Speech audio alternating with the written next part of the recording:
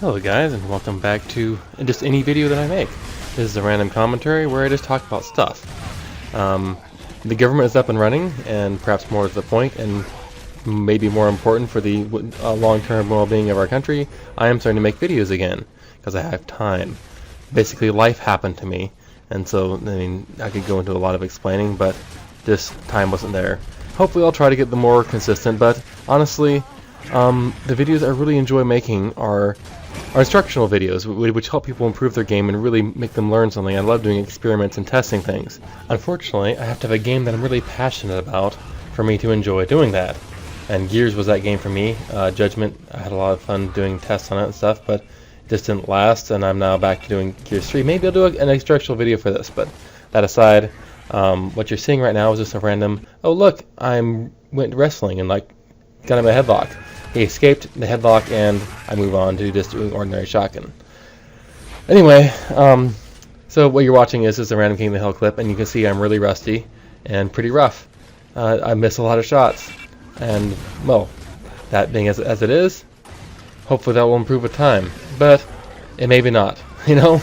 Gears is one of those games where it takes a lot of time to stay in practice, and I don't know if I have enough time to put that in. But anyway, I will continue making videos of just random things. I think right here you're going to see probably the most shameful display of poor marksmanship that the Earth has ever seen. So, maybe just close your eyes. I'll let you guys know when it's over for those weak stomach people who don't want to see me embarrass myself so very badly. So, anyway, oh wow. Actually, I want to close my eyes. That was bad. Okay everyone, please observe a moment of silence for Medhast's dignity. It has been done multiple times before, but never has it seemed more applicable than at this moment. Okay, back to the action. So I'm not even sure what game-wise I should be talking about. Mostly, I guess I'm in limbo. I don't have tons of money right now. I am trying to budget and use my money more responsibly because I got a little more responsibilities, and so I'm not really sure where that's going to put me in regards to being able to buy video games and Xbox Ones and that kind of thing. So I might get the product like 20 years after everyone else. So I might wind up being a little bit behind everyone with that, but that's okay. I'm not stressing too much. And so my video gaming is basically in limbo. I don't have any 360 games which I really want to do. So basically I'm probably gonna ride out the 360 with Gears 3 and just some random little single player games, and then I'll see what kind of multiplayer offering we got on Xbox One, if and when I ever get one. So in the meantime, my channel will be full of completely random stuff, to impersonating Carmine singing, to just anything, and hopefully it'll be entertaining. Hopefully you guys will enjoy it, but I don't have whole high hopes for it being incredibly scintillating or even growing my channel that much. All of you guys who still watch all my videos, I love you, and I really appreciate your dedication. But you know what? I'm actually completely boring myself talking about the subject. It's not something which is interesting me right now, so I'm going to veer off and talk about whatever I want. So, as video gamers, maybe you probably didn't pay too much attention to the whole politician thing, and honestly, it is a pretty frustrating thing to pay attention to if you do. But there's one reason why you should start to pay attention to this stuff. If our country gets so deep in debt and that as the economy collapses, it's very unlikely that it will be stable enough for you to be able to afford your video games and live a quiet, comfortable life that most of you probably want to live. Now, not to be horribly serious, but I'm just looking at this and I can't. Correct me if I'm wrong. Does anyone in my subscriber base believe that our country, this is America, the British and whatever subscribers can look at America and see what you think about it? Do you really believe that we can keep going on like this and not have something disastrous happening? We're spending $1 trillion more than we take in every year. That just seems like a recipe for absolute disaster, and no one's really seriously talking about spending any less. It's like they have these big giant budget cuts and they fight over like a couple $1 billion this way or that. And really, a couple billion? It's like half of 1% of the total spending. Yeah, that's going to change a lot. It'd be like me trying to decide whether or not I'm going to buy a candy bar or not, and my big budget decision was, ooh, we're going to cut out Kit Kats, and that's going to save our country. And when in reality, we've got Ferrari payments that we just keep paying and keep going in debt, and somehow in this magical world of my life, which would never happen, or in anyone's personal finances, people keep lending money to me.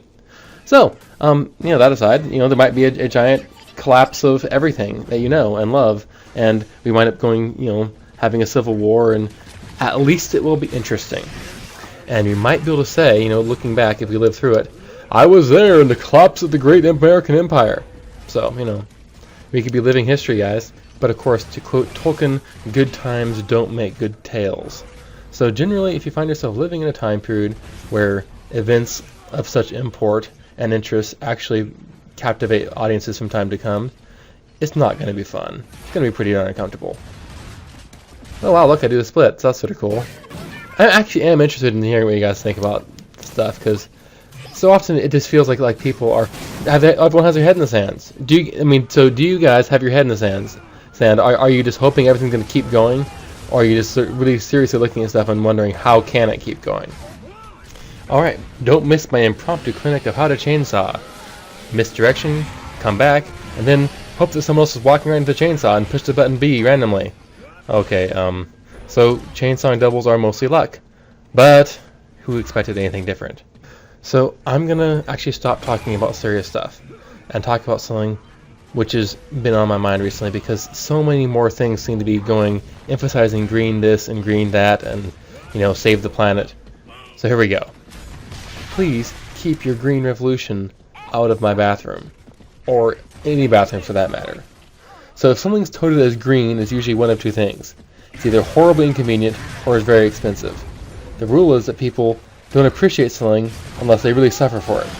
People get an exceptionally warm glow of planetary responsibility when they spend an hour each day sorting the garbage into its recyclable components and depositing them in their proper dumpsters.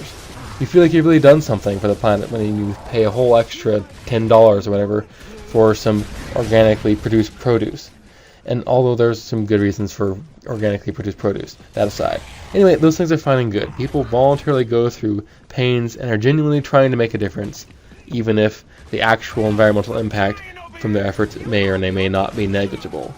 But one place where I take issue with this whole green thing is the area of the public restroom. The fact that public restrooms are used by everyone seems like a good place to implement your little green devices. It will affect a lot of people, and therefore have a greater impact on the planet. But there's a problem. I don't like using public restrooms, and I would rather my experience there be very short and convenient. I don't want to flush my toilet to only find that the establishment has decided that it would help save the earth if each flush only used a half cup of water, and now you're stuck with a situation where you either flush the toilet 6 times to make the stuff go down, or you pretend that you didn't notice it didn't all go down and just leave anyway. And that, as usually, was chosen by the more selfish members of our kind, and especially males, which sucks. And I also don't want to discover after I've completed my hygienic duty and washed my hands with that the motion sensing towel dispenser only gives out 3 centimeters of towel at a time. Yeah, and then there's the bathrooms with the hand dryers, which are really lame and not very powerful. Yes, I love sticking my cold hands in a little tepid hurricane for 10 minutes that takes to dry them. And seriously, given the alarming statistics of the number of men which don't wash their hands at all, do we really want to encourage them to go forth unwashed and spread more pestilence? So, oh yes, while I'm on the subject of restrooms, I might as well gripe about one more thing. Something really needs to be done about men who use a toilet to urinate in because, I don't know, they can't use a urinal, but then they use it with the toilet seat down and wind up splattering piss all over the seat. Really? There should be like a sensor on the toilet seat which senses whenever urine has contacted it, and like a cage drops down from the ceiling, sealing the offender inside, and a little alarm goes off in the front of the mall for the security to come take them away.